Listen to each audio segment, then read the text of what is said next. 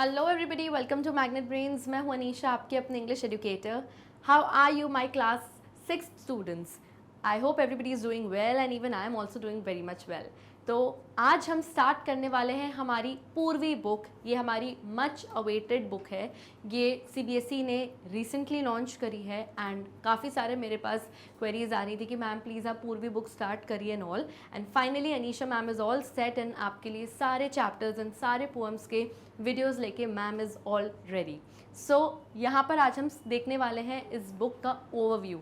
अभी chapters and poems हम start बाद में करेंगे, पहले हम बुक का ओवरव्यू देखने वाले हैं कि एक्चुअली बुक में कितने यूनिट्स हैं, कितने चैप्टर्स हैं एंड कितनी पोएम्स हैं। ओके, एक चीज़ मैं आप लोगों को स्टार्टिंग में क्लियर कर देना चाहती हूँ कि मैं पोएम्स वर्ड यूज़ करती हूँ। बहुत सारे बच्चे पोएम्स कहते हैं जो कि एक रॉन्ग प्रोनाउंसिएशन है। सो हम पोएम्स यूज़ करेंगे। ओके, तो पोएम्स अगर मैं बोलूँ तो प्लीज़ डोंट गेट कन्फ्यूज्ड, क्योंकि वो पोएम्स ही है। बेसिकली हम वही वर्ड यूज़ कर रहे हैं लेकिन with correct pronunciation. Okay, so class 6 English के पूर्वी बुक का आज हम ओवरव्यू देखते हैं। ओके, सो सबसे पहले मैं आपको बता दूं कि इस बुक में यूनिट्स कितने हैं। तो टोटल इस बुक में 5 यूनिट्स हैं। अगर हम हमारे फर्स्ट यूनिट की बात करें तो फर्स्ट यूनिट का नाम है फेबल्स एंड फोक टेल्स। अब फेबल्स क्या होता है? What is the meaning of this word fables? Fables का मतलब होता है कि आपकी लोक कथाएं, बेसिकली जो पुरानी स्टोरीज़ होती हैं जो रियल नहीं होती, बस ऐसे ही मनगढ़ंत कहानियाँ होती हैं, बेसिकली उन्हें हम कहते हैं fables. And what do you mean by folk tales? Folk tales यानी जो पुरानी कथाएं होती हैं, जो हमारे पुराने बड़े बुजुर्ग, हमारे दादा दादी के ज़माने की जो कहानियाँ होती कि अरे एक बार की बात थी, ऐसा हुआ था वैसा हुआ था, तो उन्हें हम फोक टेल्स कहते हैं। तो basically fables and folk tales पे बेस्ड है आपका फर्स्ट यूनिट। अगर आप हर यूनिट में देखेंगे तो आपका एक लेसन है, एक पोअम है एंड एक और लेसन। बेसिकली हर यूनिट में 2 लेसन्स और एक पोअम रहेगी। सिर्फ लास्ट लेसन में, आई मीन लास्ट यूनिट जो आपका 5th यूनिट में आपको बताने वाली हूँ, उसमें आपके 2 लेसन्स एंड 2 पोअम्स होंगे। Okay, unit 1 fables and folk tales में आपका फर्स्ट लेसन है a bottle of dew. Dew का मतलब क्या होता है? जब विंटर सीजन, सर्दियों के मौसम में जब आप अर्ली इन द मॉर्निंग सुबह उठते हो, आप देखते हो कि ड्यू यानी लीव्स पर, प्लांट्स की जो लीव्स होती हैं, पत्तियां होती हैं, उनके ऊपर ओस की बूंदें होती हैं, उसे हम इंग्लिश में कहते हैं ड्यू। तो अ बॉटल ऑफ ड्यू ये हमारा चैप्टर है। बेसिकली इस चैप्टर में एक पर्सन होता है जिसको हार्डवर्क यानी मेहनत करना अच्छा नहीं लगता और वो सिर्फ इन सोच में पड़ा रहता है कि मुझे शायद कोई जादुई शक्तियों वाला पोशन, कोई लिक्विड मिल जाएगा एंड उस लिक्विड से हर चीज़ को मैं गोल्ड यानी सोने में कन्वर्ट कर सकता हूँ। तो कैसे एक महाराज ने उसकी ये गलत फहमी, जो ये इसकी मिसअंडरस्टैंडिंग है खुद को लेकर, इसको गलत प्रूफ किया कि ऐसा कुछ पॉसिबल नहीं है, लाइफ में आपको हार्डवर्क करना है, एंड उस पर बेस्ड है आपका ये first chapter a bottle of dew. Next हमारी पोअम आती है the raven and the fox. Now what is the raven? Raven एक ब्लैक कलर की बर्ड होती है। यूजुअली इस बर्ड को हम कंपेयर करते हैं क्रो से। क्रो यानी कौआ। कौआ नहीं होता लेकिन उसी की स्पीशी, उसी की प्रजाति से होता है रेवन। तो it's a kind of a crow but not actually crow. ठीक है, तो इसकी आवाज़ बिल्कुल अच्छी नहीं होती है, क्रॉक क्रॉक करता है, यानी इसकी आवाज़ बहुत हार्श होती है। और एक फॉक्स की स्टोरी है इसी के साथ, रेवन के साथ फॉक्स की पोअम है। फॉक्स हम सबको पता है कि उसकी क्वालिटी, उसका कैरेक्टरिस्टिक क्या है कि फॉक्स एक बहुत चालाक होती है, बोलते हैं ना चालाक लोमड़ी। तो कैसे एक चालाक लोमड़ी इस रेवन बर्ड को बेवकूफ़ बनाती है, उसको ट्रिक खेलती है उसके साथ और अपने फ़ायदे को पूरा करती है, उससे बेनिफिट ले लेती है। वो हम पोअम में देखेंगे, लेकिन हम just giving a short introduction. Okay, then third हमारा लेसन आता है Rama to the rescue. Now what is the meaning of this word rescue? Rescue यानी जब आप किसी को रेस्क्यू करते हो, कोई परेशानी में है, कोई तकलीफ़ में फंसा हुआ है और आप उसको जाके बचाते हो, सेव करते हो, यानी आपने उसको रेस्क्यू किया है। सो रामा नाम का एक थानेदार यानी कि एक पुलिस मैन होता है इस चैप्टर में, और कैसे वो एक फैमिली को जाकर बचाता है चोर से, थीफ से, वो हम इस चैप्टर में, इस लेसन में पढ़ेंगे कि कितना बहादुर है वो, और इस फैमिली ने भी कैसे अपनी स्मार्टनेस यूज़ करी चोर के सामने और रामा नाम के थानेदार को अपने घर बुलाया। ये हम पूरा पढ़ने वाले हैं इस लेसन में। तो लेसन है a bottle of dew, poem the raven and the fox, and next lesson है रामा टू द रेस्क्यू। इन तीनों लेसन्स एंड पोअम को मिला के आपका फर्स्ट यूनिट बनता है फेबल्स एंड फोक टेल्स। बात करते हैं हम हमारे सेकेंड यूनिट की अब। ओके, हमारा सेकेंड यूनिट है फ्रेंडशिप। फ्रेंडशिप यानी पक्की वाली दोस्ती, जो फ्रेंड्स जो होते हैं उन पर बेस्ड रहेगा आपका पूरा यूनिट 2। तो इसमें आपका फर्स्ट लेसन है द अनलाइकली बेस्ट फ्रेंड्स। अब अनलाइकली का मतलब क्या होता है? लाइकली का तो मतलब होता है जो लोग एक टाइप के होते हैं, जिनका एक टाइप का नेचर होता है, उनकी आपस में बहुत वाइब मैच करती है। यानी अगर मुझे मैगी खाना पसंद है तो मेरे बेस्ट फ्रेंड को भी मैगी खाना पसंद है, तो उनकी वाइब मैच करेगी, यानी हम लाइकली हुए। लेकिन अनलाइकली, दो ऐसे लोगों की इसमें कहानी है जो अनलाइकली हैं, यानी जो एक दूसरे से बहुत अलग हैं, लेकिन समहाउ वो क्या है? बेस्ट फ्रेंड्स है, पक्के वाले फ्रेंड्स हैं। तो उसी की कहानी हम पढ़ने वाले हैं इस लेसन में। फिर नेक्स्ट आती है हमारी पोअम अ फ्रेंड्स प्रेयर, एक फ्रेंड की प्रेयर। बेसिकली एक दोस्त कैसे प्रेयर करता है, किसी अपने फ्रेंड की वेल विश करता है कि उसका अच्छा हो जाए, ये सब कुछ हम पढ़ने वाले हैं इस पोअम में। नेक्स्ट लेसन आता है द चेयर। चेयर हम सबको पता है, कुर्सी। इसका इंट्रोडक्शन मैं आपको बिल्कुल भी नहीं दूंगी। क्यों? क्योंकि ये हम चैप्टर जब रीड करेंगे तब मैं आपको बताऊंगी, अदरवाइज पूरा सस्पेंस ओपन हो जाएगा हमारा। यस, तो फिर चैप्टर में हम क्या पढ़ेंगे? सो चेयर की जो है ये हम चैप्टर के साथ ही इसका इंट्रोडक्शन देखते हैं। नेक्स्ट आता है हमारा यूनिट 3। यूनिट 3 है हमारा nurturing nature. Now what do you mean bye nurturing? Nurturing का मतलब होता है जब आप किसी को नर्चर करते हो, किसी की केयर करते हो, किसी की देखभाल करते हो। जैसे कोई पेशेंट है, हॉस्पिटल में एडमिट है, तो उसको कौन नर्चर करता है? उसकी कौन केयर करता है? नर्स केयर करती है। टाइम टाइम पर आकर मेडिसिन देती है, टाइम टाइम पर आके खाना पूछती है, दे जाती है। कुछ प्रॉब्लम होती है तो आपको हेल्प करती है। तो वो क्या कर रही है? नर्चर कर रही है, कहीं ना कहीं उस पेशेंट की केयर कर रही है, देखभाल कर रही है। तो इस पूरे यूनिट में हम नेचर, यानी नेचर का मतलब क्या होता है? नेचर यानी हमारी कुदरत, जो हमारे आसपास पेड़ पौधे हैं, प्लांट्स हैं, हमारे एनिमल्स हैं, हमारी सॉइल है, जो भी नेचुरल चीज़ें हैं। नेचर जो हमारी कुदरत है, जो गॉड ने हमें दिया है, air, water, sunlight, plants, yes, animals, ये हमारी नेचुरल चीज़ है, हमारे नेचुरल रिसोर्सेज हैं। तो एज अ ह्यूमन बीइंग, एक इंसान होते के नाते हमारी क्या ड्यूटी बनती है? हमारी ड्यूटी बनती है कि हम इस नेचर को, इस कुदरत को नर्चर करें, इसकी देखभाल करें, केयर करें, पानी दें इन पेड़ पौधों को, पेड़ ना तोड़ें, काटे ना पेड़, प्लांट से फ्लावर्स को ना तोड़ें, क्योंकि वो फ्लावर्स कहाँ ब्यूटीफुल लग रहे हैं? अपनी जगह पर, अपने पेड़ों में, अपने प्लांट्स में ही ब्यूटीफुल लग रहे हैं। जो रिवर है, जो लेक है, उसको क्लीन रखें, साफ़ रखें, गंदगी ना फैलाएं। तो एज अ ह्यूमन बीइंग हमारी क्या ड्यूटी बनती है कि हम इस नेचर को क्या करें? नर्चर करें, उसकी केयर करें। तो बेसिकली आपका जो पूरा यूनिट है नेचर और उसकी नर्चरिंग पर, उसकी केयर करने पर बेस्ड है। इसमें आपका फर्स्ट लेसन आता है नीम बाबा। नीम हम सबको पता है, नीम एक प्लांट का नाम है, नीम का पेड़ होता है, नीम एक ट्री है, कड़वी नीम जिसको हम बोलते हैं। यस, तो नीम बाबा के बारे में ये पेड़ है, और कैसे नीम पेड़ टेस्ट में तो कड़वा होता है लेकिन सबके लिए एक मेडिसिन की तरह काम करता है। ये सब कुछ हम पढ़ेंगे इस चैप्टर में। नेक्स्ट पोएम है व्हाट अ बर्ड थॉट। क्या एक बर्ड, एक चिड़िया सोचती है। बेसिकली इसमें एक चिड़िया के बारे में बताया गया है, वो क्या सोचती है हम ह्यूमंस के बारे में, उसके क्या विचार हैं, क्या थॉट्स हैं, क्या उसके दिमाग में व्यूज़ आ रहे हैं, थॉट्स आ रहे हैं, वो कैसा सोचती है, कैसा फील करती है ह्यूमंस के बारे में, उनके बिहेवियर्स के बारे में। ये सब कुछ हम इस पोएम में पढ़ेंगे। नेक्स्ट हमारा लेसन आता है स्पाइसेस दैट हील अस। अब स्पाइसेस का मतलब क्या होता है? मसाले। जैसे हल्दी जिसे हम इंग्लिश में टर्मरिक कहते हैं, मिर्ची जिसे हम चिली कहते हैं, यस, धनिया जिसको हम कोरिएंडर कहते हैं।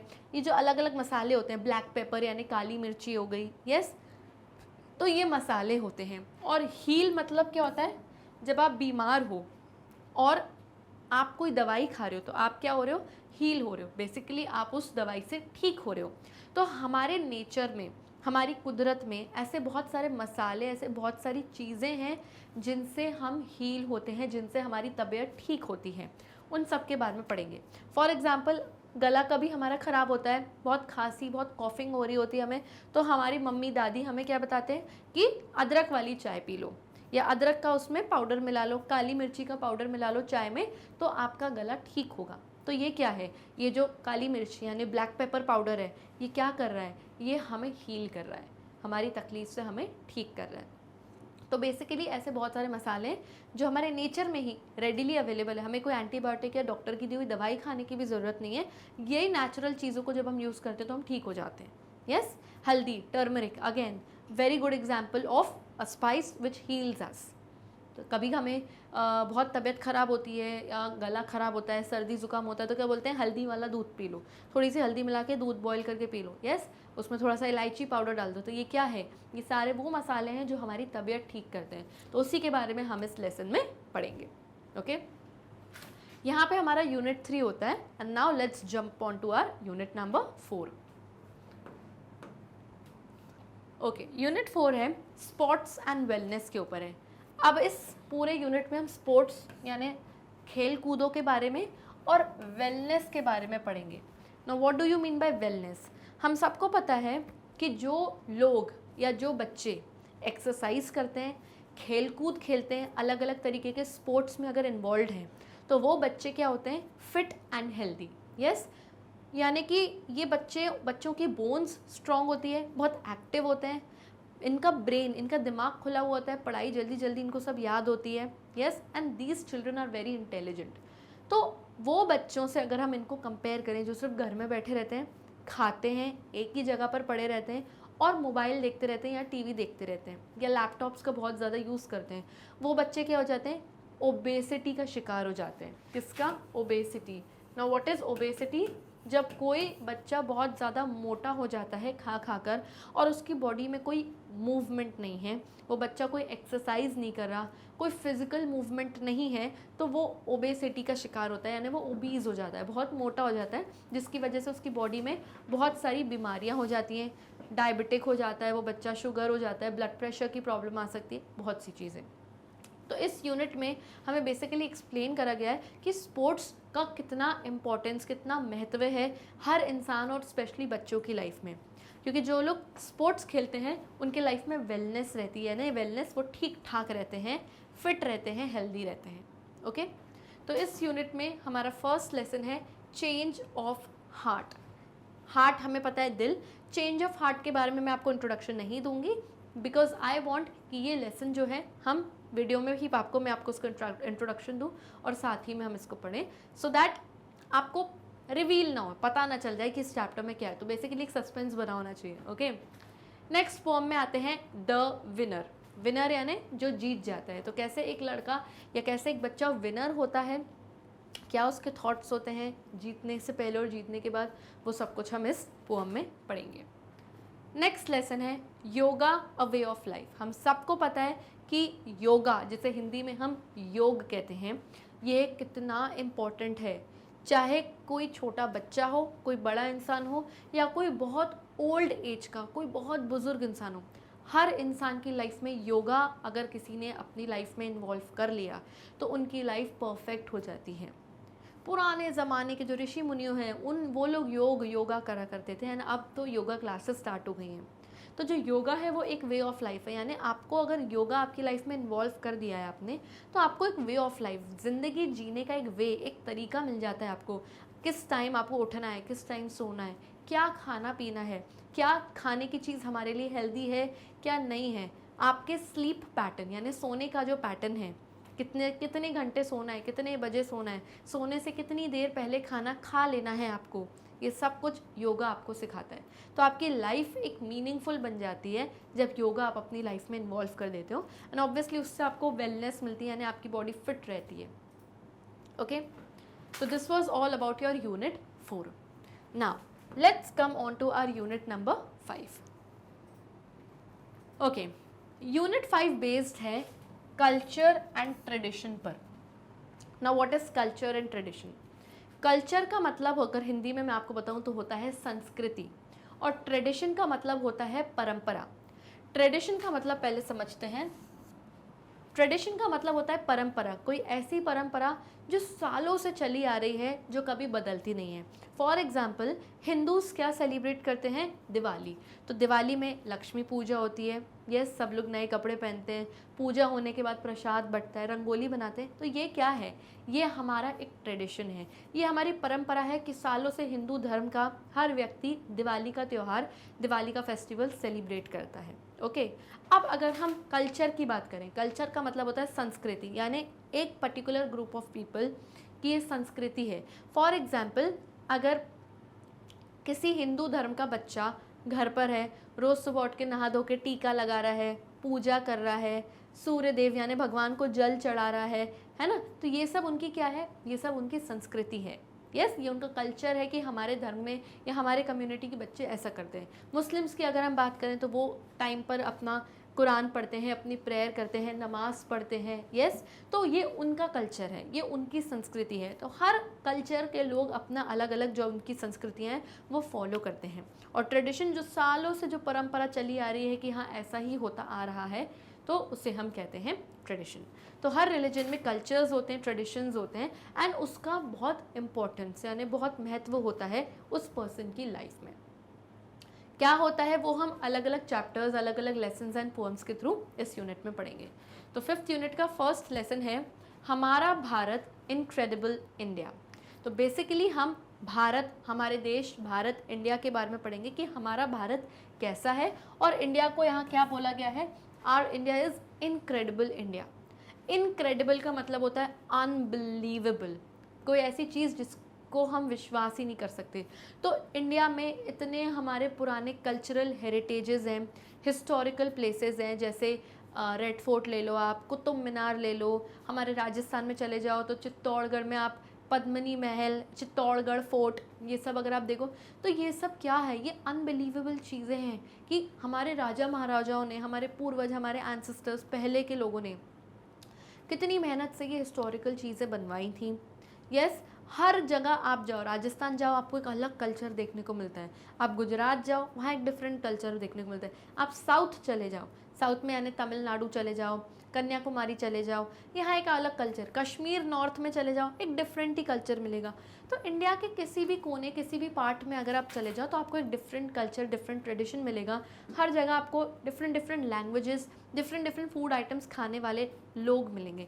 तो ये देख के लगता है कि हमारा भारत बहुत इनक्रेडिबल है, अनबिलीवेबल है कि अलग अलग रिलीजन्स, जातियाँ, कल्चर्स, ट्रेडिशन से भरा हुआ, और सब कितनी एकता और हैप्पीनेस के साथ एक ही कंट्री में रहते हैं। तो about India we will be reading in our first lesson of unit 5। फिर नेक्स्ट हमारी पोएम आती है द काइट्स। बेसिकली काइट्स के बारे में है। काइट जब उड़ती है हाइट पर तो क्या हमें मैसेज देती है, वो सारा कुछ हम इस पोएम में पढ़ेंगे। नेक्स्ट लेसन है Ila Sachani, embroidering dreams with her feet. एक लेडी है, एक वुमन है जिसका नाम है इला सचानी। बेसिकली ये एम्ब्रॉयडरी करती है, यानी कढ़ाई बुनाई सिलाई का काम करती है। ये क्या एम्ब्रॉयड करती है? अपने ड्रीम्स, अपने सपने, लेकिन विथ हर फीट। तो बेसिकली इला सचानी की क्या प्रॉब्लम थी और अपने पैरों से वो क्या ऐसा डिफरेंट काम करती थी कि अपने सपने वो अपने हाथों से ना करके अपने पैरों से पूरा करती थी। क्या उसकी ड्रीम्स थी, क्या उसकी बॉडी में प्रॉब्लम थी जिसकी वजह से वो हाथ ना यूज़ करके अपने फीट, अपने पैर यूज़ करती थी, वो हम इस ग्रेट लेडी के बारे में पढ़ेंगे इस लेसन में। अब इस यूनिट में एक और एडिशनल पोएम है जिसका नाम है नेशनल वॉर मेमोरियल। तो जो वॉर हुई हैं पहले उसके बारे में, उसके लिए क्या एक हिस्टोरिकल मॉन्यूमेंट बनवाया गया है हमारी गवर्नमेंट द्वारा। क्या होता है नेशनल वॉर मेमोरियल और इसकी क्या हिस्ट्री, इसका इतिहास क्या है, वो सब कुछ हम इस लेसन में पढ़ेंगे। Okay, so this was all about your book. इसमें टोटल 5 यूनिट्स है। हर यूनिट में आपको 2 लेसन्स एंड 1 पोएम मिलेगी। सिर्फ लास्ट यूनिट नंबर 5 जो कल्चर एंड ट्रेडिशन का है, इसमें आपको 2 लेसन्स एंड 2 पोएम्स मिलेंगे। ओके, तो this is all about your Purvi book, and with this we come to the end of this session. I hope आपको बहुत अच्छे से इस बुक का ओवरव्यू मिल गया होगा। हम जब फर्स्ट यूनिट का फर्स्ट चैप्टर स्टार्ट करेंगे तो बेसिकली मैं आपको बता दूं कि हमारी सीरीज़ कैसे चलेगी। यानी फॉर एग्जांपल अगर हम यूनिट 1 के फर्स्ट लेसन की बात करें, अ बॉटल ऑफ ड्यू, तो सबसे पहले बॉटल ऑफ ड्यू का आपको कौन सा वीडियो मिलेगा? इंट्रोडक्शन का, या फिर जिसको हम एक्सप्लेनेशन भी बोलते हैं, इंट्रोडक्शन या फिर एक्सप्लेनेशन मिलेगा। तो जो मैं फर्स्ट वीडियो आपको दूंगी अ बॉटल ऑफ ड्यू के बारे में, वो एक्सप्लेनेशन होने वाला है। यानी आपको इस पूरे चैप्टर का डिटेल्ड एक्सप्लेनेशन होगा, आपको पूरा चैप्टर समझाया जाएगा। फिर इसी चैप्टर का आपको मैं सेकंड वीडियो दूंगी जो कि होगा समरी के बारे में। समरी क्या होता है? जब शॉर्ट में आपको वो चैप्टर एक्सप्लेन किया जाता है, तो शॉर्ट में हम एक समरी देखेंगे अ बॉटल ऑफ ड्यू चैप्टर की ही, लेसन की ही, और मैं आपको एक्सप्लेन करूँगी कि उस चैप्टर में क्या था। ओके, थर्ड वीडियो इस चैप्टर का जो होगा वो होगा NCERT सॉल्यूशंस। तो आपकी बुक की जो टेक्सचुअल एक्सरसाइजेज हैं, क्वेश्चन आंसर्स हैं, या कोई एक्टिविटी अगर दी हुई है, वो सब कुछ हम NCERT सॉल्यूशंस के वीडियो में देखेंगे। NCERT सॉल्यूशंस का वीडियो कुछ चैप्टर्स का 2 पार्ट्स में होगा, part 1, part A and part B, या पार्ट 1 एंड पार्ट 2, जो भी आप लोग। अगर वीडियो बहुत ज़्यादा लेंदी होगा NCERT सॉल्यूशंस का तो वो 2 पार्ट्स में होगा, एंड अगर वो बहुत लेंदी या बहुत लॉन्ग नहीं जा रहा होगा तो ये सिंगल पार्ट में ही होगा। ओके, तो इस तरीके से हर चैप्टर या हर लेसन या हर पोअम का आपका सीरियल ऑर्डर चलेगा कि पहले एक्सप्लेनेशन होगा उस चैप्टर का या उस पोअम का, फिर उसकी समरी आएगी, चाहे पोअम हो या चाहे लेसन हो, और फिर आएंगे NCERT सॉल्यूशंस जो कि या तो 1 पार्ट में होंगे या 2 पार्ट्स में होंगे। इस तरीके से हमारा सीरियल ऑर्डर चलेगा एक्सप्लेनेशन और पूरे चैप्टर्स का। ठीक, आई होप आपको यहाँ तक कोई डाउट नहीं रहा होगा, एंड यहाँ पे हमारा वीडियो का जो ओवरव्यू है वो कंप्लीट होगा। हम पक्का मिलेंगे नेक्स्ट वीडियो में जो कि होगा हमारे first chapter a bottle of due का एक्सप्लेनेशन। तो उसे देखना बिल्कुल भी मत भूलेगा। एंड अगर आपको हमारे वीडियोस देखने हैं तो आप चाहें तो YouTube पर भी देख सकते हैं, वहाँ ना मिले तो हमारी वेबसाइट पे जाइए विच इज़ www.magnetbrains.com, जहाँ पर आपको हमारे सभी ई नोट्स मिलेंगे, ई बुक्स मिलेंगे, एंड जिनकी लिंक्स आपको हमारे डिस्क्रिप्शन बॉक्स में मिल जाएंगी। साथ ही साथ मैग्नेट ब्रेन्स आपको हिंदी मीडियम, इंग्लिश मीडियम सभी कोर्सेज के वीडियोस प्रोवाइड करता है, that too free of cost. चाहे वो CBSE बोर्ड हो, दिल्ली बोर्ड हो, बिहार बोर्ड हो, UP बोर्ड हो, MP बोर्ड हो, राजस्थान बोर्ड हो, कोई सा भी बोर्ड हो, हिंदी मीडियम, इंग्लिश मीडियम सभी के फ्री ऑफ कॉस्ट वीडियोस आप तक पहुंच रहे हैं। चाहे वैदिक मैथ्स हो, क्रैश कोर्सेज हो, या स्पोकन इंग्लिश के कोर्सेज हो, कि जिन्हें इंग्लिश पढ़ने में दिक्कत आती है वो अपने स्पोकन इंग्लिश के क्लासेस भी मैग्नेट ब्रेन से कर सकते हैं। तो सभी कुछ आपको free of cost Magnet Brains पर मिल जाएगा। And for that stay tuned, and तब तक लिए bye bye and take care.